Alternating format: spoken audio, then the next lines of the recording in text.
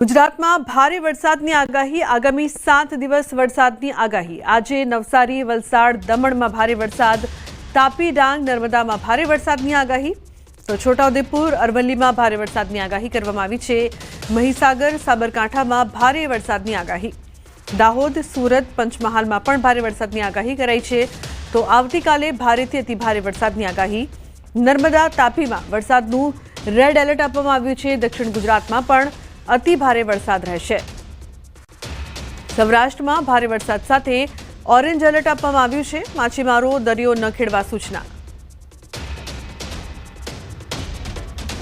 आने वाले 7 दिनों के लिए जो गुजराती स्टेट के लिए फोरकास्ट है उसमें हम डे 1 की बात करेंगे तो आज के लिए जहां पर हैवी रेनफॉल की वार्निंग और साथ में येलो अलर्ट जारी है वो डिस्ट्रिक्ट है नवसारी वलसाड़ दमन दादरा नगर हवेली सूरत साबरकांठा अरवली महिसागर दाहोद नर्मदा और छोटाउदेपुर डिस्ट्रिक्ट शामिल है और पंचमहल डिस्ट्रिक्ट शामिल है जहां पर हैवी रेनफॉल की वार्निंग है और कल की बात करेंगे तो कल के लिए एक्सट्रीमली हैवी रेनफॉल की वार्निंग और साथ में रेड अलर्ट जारी है और जो डिस्ट्रिक्ट है जहां पर एक्सट्रीमली हैवी रेनफॉल की वार्निंग और रेड अलर्ट जारी है वो डिस्ट्रिक्ट है नर्मदा और तापी डिस्ट्रिक्ट और इसके अलावा साउथ गुजरात के district heavy to very heavy rainfall की वार्निंग में कवर है। आगामी 5 दिवस राज्य में थंडरस्टॉर्मनी आगाही साथ ज 5 दिवस भारेथी अति भारे वरसादनी आगाही और सौराष्ट्र रीजन के लिए वेरी हेवी रेनफॉल की वार्निंग और साथ में ऑरेंज अलर्ट जारी है और डे 4 की बात करेंगे तो डे 4 के लिए गुजरात रीजन और सौराष्ट्र रीजन दोनों रीजन के लिए एक्सट्रीमली हेवी रेनफॉल की वार्निंग है और गुजरात रीजन के लिए रेड अलर्ट जारी है और सौराष्ट्र रीजन के लिए ऑरेंज अलर्ट जारी है और थंडरस्टॉर्म की बात करेंगे तो आने वाले 5 दिनों के लिए गुजरात स्टेट के सारे डिस्ट्रिक्ट कवर हैं जिसमें थंडरस्टॉर्म की वार्निंग है और फिशरमैन वार्निंग की बात करेंगे तो कल से डे 2 से लेकर डे 5 तक इंटायर गुजरात कोस्ट कवर है जिसमें फिशरमैन की वार्निंग है आने वाले 5 दिनों के लिए पूरे गुजरात स्टेट में हैवी टू वेरी हैवी और साथ में एक्सट्रीमली हेवी रेनफॉल की वार्निंग है। समाचार में आगळ बात करीशुं मेघ तांडवनी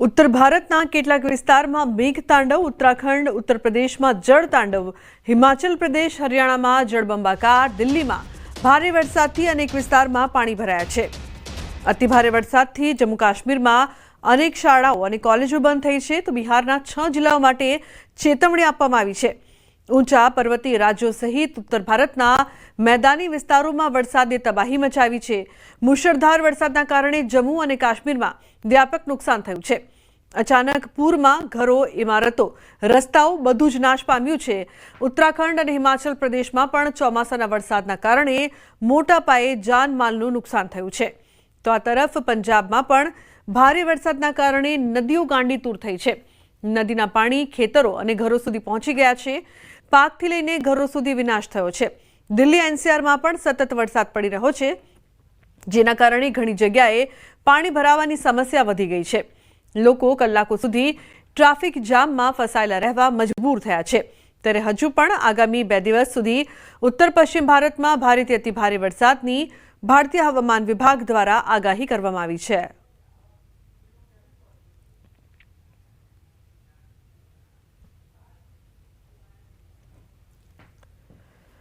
જમ્મુ કાશ્મીરના સતત વરસી રહેલા વરસાદના કારણે જનજીવન અસ્તવ્યસ્ત થઈ ગયું છે કુલગામ અનંતનાગમાં નદીઓનું જળસ્તર વધતા નદીઓ તોફાની બની ગઈ છે પોલીસ વિભાગે નદી કિનારે રહેતા લોકોને સલામત સ્થળે ખસેડી દીધા છે હાલ ભારે વરસાદના કારણે પરિસ્થિતિ તંગ બની ગઈ છે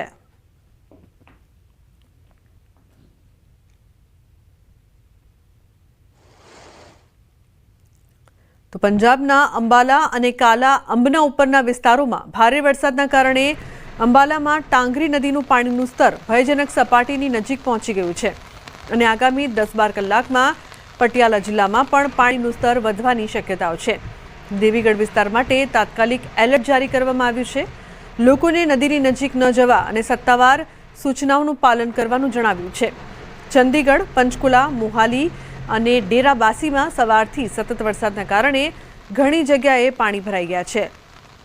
મોહાલીના ડેરાબાસીમાં શેરીઓ 4 ફૂટ પાણીથી ભરેલા નાળામાં ફેરવાઈ ગઈ છે.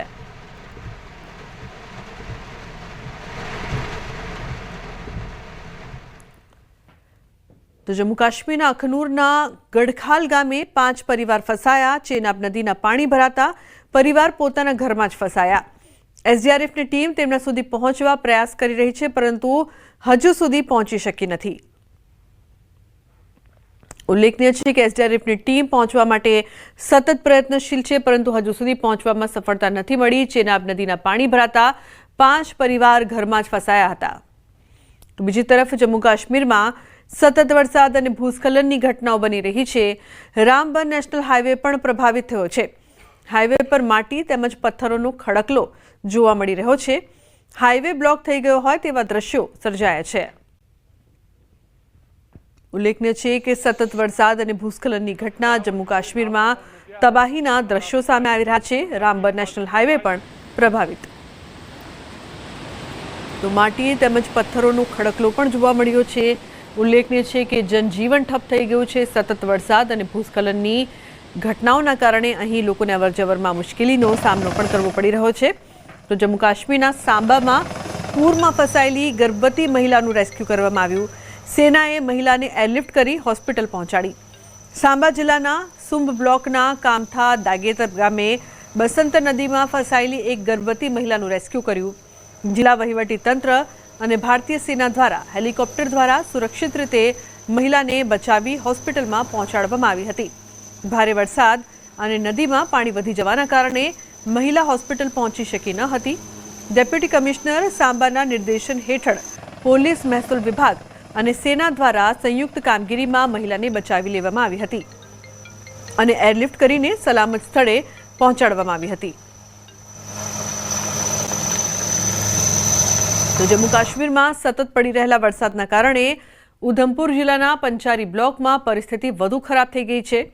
સાદુતા વિસ્તારમાંથી ગર્ભવતી મહિલાને જેસીબીની મદદથી સફળતાપૂર્વક વહેતા પ્રવાહમાં પસાર કરવામાં આવી. ગર્ભવતી મહિલાને જેસીબીની મદદથી સુરક્ષિત જગ્યાએ લઈ જવામાં આવી હતી, જ્યાંથી મહિલાને હોસ્પિટલમાં ખસેડાઈ. વરસાદના કારણે ઠેર ઠેર પાણી ભરાઈ ગયા છે. લોકોનું અવરજવર કરવું મુશ્કેલ બન્યું છે. તો જનજીવન સંપૂર્ણપણે ખોરવાઈ ગયું છે, જેથી આવી સ્થિતિમાં ગર્ભવતી મહિલાને હોસ્પિટલ પહોંચાડવા જેસીબીનો સહારો લેવો પડ્યો છે.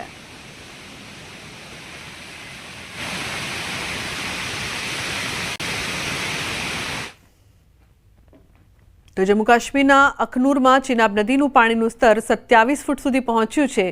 નદીમાં 85,000 ક્યુસેક પાણી છોડવામાં આવ્યું છે. ચિનાબની ભયજનક સપાટી 32 ફૂટ છે. જો કે અખનૂરમાં પણ હજુ પણ વરસાદ પડી રહ્યો છે. આવી સ્થિતિમાં વહીવટી તંત્રે લોકોને સતર્ક રહેવાની સૂચના આપી છે.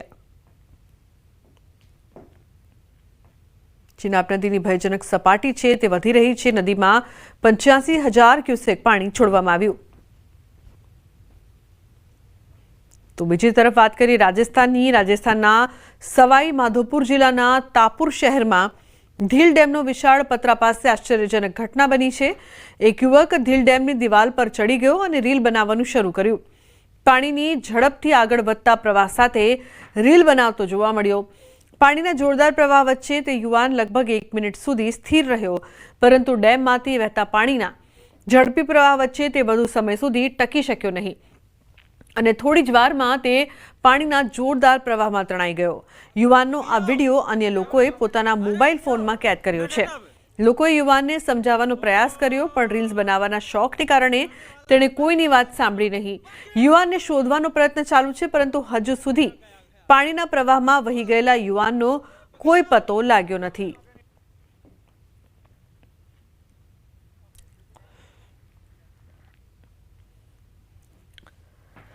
તો ઉત્તરાખંડમાં છેલ્લા કેટલાક દિવસોથી સતત ભારે વરસાદના કારણે મુનકટિયા વિસ્તારમાં કાટમાળ અને પથ્થરોના કારણે સોનપ્રયાગ અને ગૌરીકુંડ વચ્ચેનો રસ્તો બંધ થઈ ગયો છે.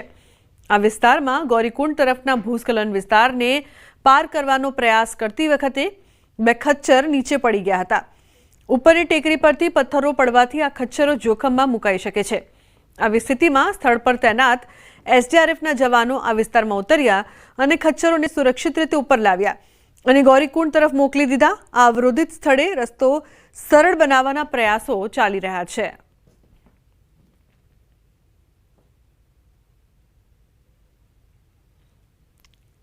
તો જમ્મુ કાશ્મીરના કિશ્તવાડના પ્રખ્યાત મુઘલ મેદાનની દિવાલો તૂટી ગઈ. સતત વરસાદ તેમજ ભૂસ્ખલનની ઘટનાઓએ બધું તહેસ નહેસ કરી નાખ્યું. જમીનો તળાવમાં ફેરવાઈ ગઈ. જે રોડ રસ્તા પર વાહનો ચાલતા હતા ત્યાં હવે પાણીનો પ્રચંડ પ્રવાહ વહી રહ્યો છે. આ મેદાનમાં પાણી ભરાઈ ગયું હોય તેવું પ્રથમ વખત બન્યું છે.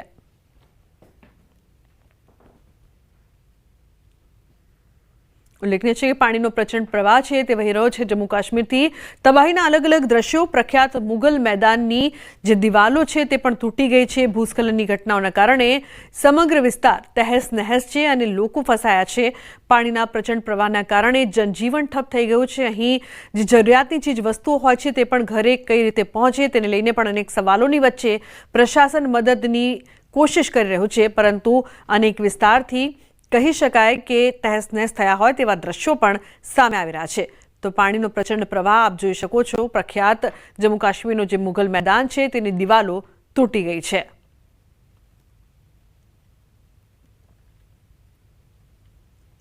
બીજી તરફ હિમાચલ પ્રદેશના સુંદરનગરમાં ભૂસ્ખલનની ઘટના બની છે. 2 ઘર ધરાશાયી થઈ ગયા. એક જ પરિવારના 4 સભ્યો સહિત 6 લોકો કાટમાળ નીચે દટાઈ ગયા. તો ભૂસ્ખલનમાં માતા પુત્રી સહિત 6 લોકોના મોત થયા છે, જ્યારે 2 લોકો હજુ પણ લાપતા છે. ઘર પર પડેલા ભૂસ્ખલનમાં 6 લોકો જીવતા દટાઈ ગયા હતા. 6 મૃતદેહો બહાર કાઢવામાં આવ્યા છે અને એનડીઆરએફ ટીમ રાતથી જ અન્ય લોકોની શોધમાં ઘટના સ્થળે બચાવ કામગીરી ચલાવી રહી હતી.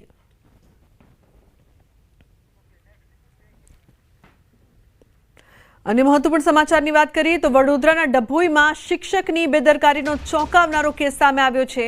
ચીનો રોડ પર આવેલી નવી વસાહત 2ની પ્રાથમિક શાળામાં શિક્ષક બાળકોને ગુટખા અને ચા લેવા મોકલતા હોવાનો વિડીયો વાયરલ થયો છે. 2 વિદ્યાર્થી શાળાથી લગભગ 300 મીટર દૂર ગુટખા અને તમાકુ લેવા ગયા હતા. તે સમયે કોઈ જાગૃત નાગરિકે આ વિડીયો બનાવ્યો. નોંધનીય છે કે ધોરણ 1 થી 5 સુધીના કુલ 21 વિદ્યાર્થીઓ ધરાવતી આ શાળામાં માત્ર 2 જ શિક્ષકો ફરજ પર છે. હાલ આ ઘટનાથી લોકોમાં આક્રોશ ફેલાયો છે અને તાત્કાલિક કાર્યવાહીની માંગ પણ ઉઠી છે. તો શિક્ષકો બાળકોને ગુટખા લેવા મોકલતા હોય તેવી આ ઘટના સામે આવતા ચકચાર. નાના નાના બાળકો છે અને તેમને જે પ્રકારથી ગુટખા તેમની પાસેથી મંગાવવામાં આવ્યા. શિક્ષણ જગતને લાંછન લગાવતી વડોદરાની આ ઘટના સામે આવી છે, જે બાદ વાલીઓમાં પણ રોષ જોવા મળી રહ્યો છે. આવા શિક્ષકો બાળકોને શું શિક્ષા આપશે? કયા સાહેબ? અચ્છા, ને મિરાજ કોઈ લેવા મોકલ્યો તને? જીતુ સાહેબે. કયા સાહેબે? જીતુ સાહેબે. જીતુ સાહેબે શું લેવા મોકલ્યા તમને? મિરાજ અને ચા. ચા અને મિરાજ 2. કઈ સ્કૂલમાંથી આવો તમે? આ સ્કૂલનું નામ શું છે બેટા? સ્કૂલના તમે કઈ સ્કૂલમાં ભણો છો? સરકારી સ્કૂલ છે ને? હા વસાહતમાં આવેલી સ્કૂલ છે ને? હા હા. કઈ વસાહત? વેરે વસાહતની સ્કૂલ ને? સિનો રોડ. સિનોરો વસાહત 2 નંબર. એવું આજે એટલે જીતુભાઈ સાહેબે તમને આ મિરાજ તમાકુ ને ચા લેવા મોકલ્યા એવું ને? આ ચા ને મિરાજ. તો શિક્ષકોની માનસિકતા કેમ બદલાઈ રહી છે તે મોટો સવાલ અહીં ઉપસ્થિત થઈ રહ્યો છે. શું બાળકો શાળામાં ગુટખા લેવા આવે છે? શિક્ષકો તેમની પાસેથી ગુટખા મંગાવે કેટલું યોગ્ય? આવા અનેક સવાલો ન્યૂઝ 18 પણ ઉઠાવી રહ્યું છે. કેમ બાળકો પાસે વ્યસનની વસ્તુઓ મંગાવી? અન્ય સમાચાર અમદાવાદથી. યુનિવર્સિટીના પરિપત્રનો અમલવારી નહીં, બોટની વિભાગમાં તોડફોડની ઘટના બાદ પરિપત્ર. યુનિવર્સિટી કેમ્પસમાં આઈ કાર્ડ વગર પ્રવેશ નહીં. તો રિયાલિટી ચેકમાં સામે આવી છે વિગતો. વિદ્યાર્થીઓ અને કર્મચારીઓના આઈ કાર્ડનું નથી થતું ચેકિંગ. બોટની વિભાગમાં તોડફોડ કરવાની ઘટના બાદ અધ્યાપકો સુરક્ષિત નથી તેવી રજૂઆત કરાઈ હતી. થવું તો જોઈએ, કેમ કે કોલેજમાં જે રીતનું ન્યૂઝ આવી રહ્યા છે કે તોડફોડ ને બધી ચારે બાજુ થઈ રહી છે, એ હિસાબે ચેક તો થવું જોઈએ. આવી જાય અંદર તો પછી આપણે કોલેજ માટે સારું ના કહેવાય, ખોટું દુર્વ્યવહાર થાય આપણી કોલેજ જોડે, એટલે થવું જોઈએ. સિક્યોરિટી માટે આગળ પગલાં લેવા જોઈએ. ચેકિંગમાં કંઈ આઈ કાર્ડ વાઈ કાર્ડ માંગતા નથી સવારે, એટલે એવું કંઈ થયું નથી બરાબર, પણ એ જરૂરી છે કેમ કે બહારનું વ્યક્તિ કોઈ આવીને આપણી મિલકતને કોઈ નુકસાન પહોંચાડે તો સરકાર માટે બી સારું નથી અને સ્ટુડન્ટ માટે બી સારું નથી. તો આનો પગલે ચેકિંગ બેકિંગ થવું જોઈએ. સિક્યુરિટી ગાર્ડને કહેવું જોઈએ કે બધાનું આઈ કાર્ડ વગેરે ચેક કરો, બરાબર, તો ચેક કરીને બધું અંદર આવવા દેવા જોઈએ. રાજકોટ જિલ્લામાં માત્ર આરટી અંતર્ગત 5 થી 12 વિદ્યાર્થીઓને અભ્યાસ કરાવતી 8 જેટલી શાળાની માન્યતા રદ કરાઈ છે. ચાલુ વર્ષે રાજકોટ જિલ્લા પ્રાથમિક શિક્ષણ અધિકારીની કચેરીએ શાળાઓમાં બાળકોની સંખ્યા ન થવાના કારણે વર્ગો બંધ કરાવ્યા હતા. વિદ્યાર્થીઓને અન્ય શાળામાં અભ્યાસ અર્થે શિફ્ટ કરવામાં આવ્યા છે. સમગ્ર મામલે જિલ્લા પ્રાથમિક શિક્ષણ અધિકારીએ જણાવ્યું કે કેટલીક શાળામાં 5, કેટલીક શાળામાં 7 તો કેટલીક શાળામાં 12 જેટલા વિદ્યાર્થીઓ અભ્યાસ કરી રહ્યા હતા. આ પ્રકારની શાળાનું લિસ્ટ બનાવી ગાંધીનગર મોકલવામાં આવ્યું હતું. સંચાલકોને બોલાવીને તેમનો ખુલાસો પણ પૂછવામાં આવ્યો હતો.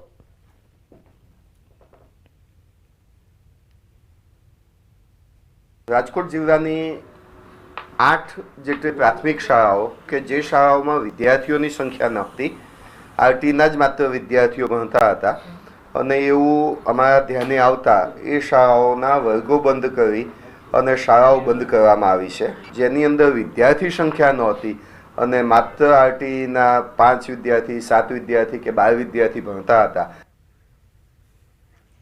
તો જે પ્રકારથી આરટી અંતર્ગત 5 થી 12 વિદ્યાર્થીઓને જે બાળકોની સંખ્યા ન થતા વર્ગો બંધ કરાવવામાં આવ્યા હતા અને અલગ શાળામાં જે પ્રકારથી શિફ્ટ કરવામાં આવ્યા હતા, પરંતુ આમ કેમ ભણશે ગુજરાત તે મોટો સવાલ છે. વડોદરાથી દ્રશ્યો સામે આવ્યા કે જ્યાં બાળકની પાસેથી શિક્ષકો ગુટખા મંગાવી રહ્યા છે, બીજી તરફ પરિપત્રની અમલવારી નથી. તે દ્રશ્યો અમદાવાદથી સામે આવી રહ્યા છે.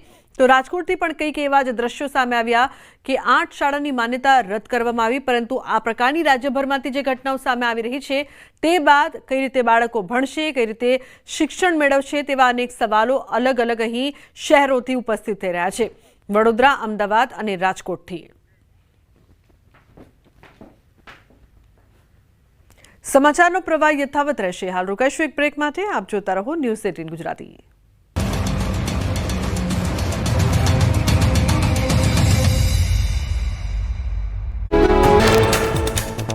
ઉત્તરાખંડના બાગેશ્વરમાં વાદળ ફાટતા મચેલી તબાહી બાદ પુનર્વસન માટે સંઘર્ષ. બાગેશ્વર જિલ્લાનું પાઉંસારી ગામ સૌથી વધારે અસરગ્રસ્ત. ઘણા રહેવાસીઓને સ્થળાંતર કરવા પર મજબૂર કરી દીધા. લોકોએ કાયમી સુરક્ષિત સ્થળાંતરની કરી માંગ.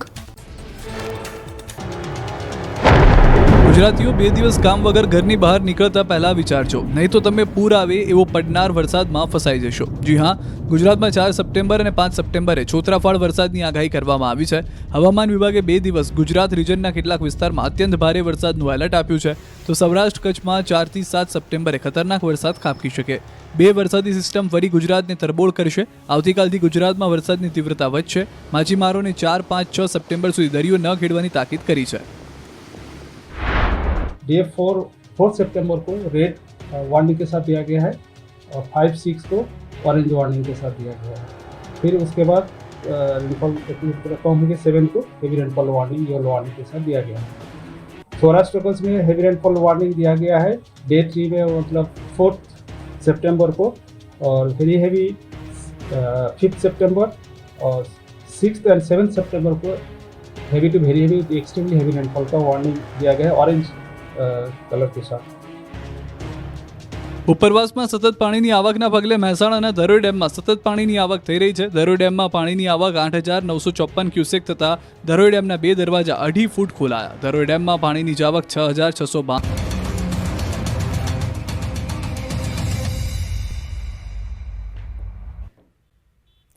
Welcome back. સમાચારમાં આગળ વાત કરીએ તો પેંગેસ રાખવા મુદ્દે હાઈકોર્ટના મહત્વનું અવલોકન. પેંગેસ તરીકે રહેનારાઓની માહિતી પ્રશાસનને હોવી એ રાજ્ય અને રાષ્ટ્રના હિતમાં છે. અસામાજિક તત્વોથી થતું ન્યુસન્સ રોકવાની જરૂર છે. પ્રવર્તમાન કાયદાઓ છે તેના પાલનની જવાબદારી તમામની. અધિકારીઓની સાથે જવાબદારીઓ વિશે પણ સમજણ રાખવી પડશે. અધિકાર પ્રાપ્તિ સાથે ફરજ પાલન પણ જરૂરી છે. પેંગેસ્ટ એસોસિએશન તરફથી કરાયેલી અરજીનો કોર્ટે નિકાલ કર્યો છે.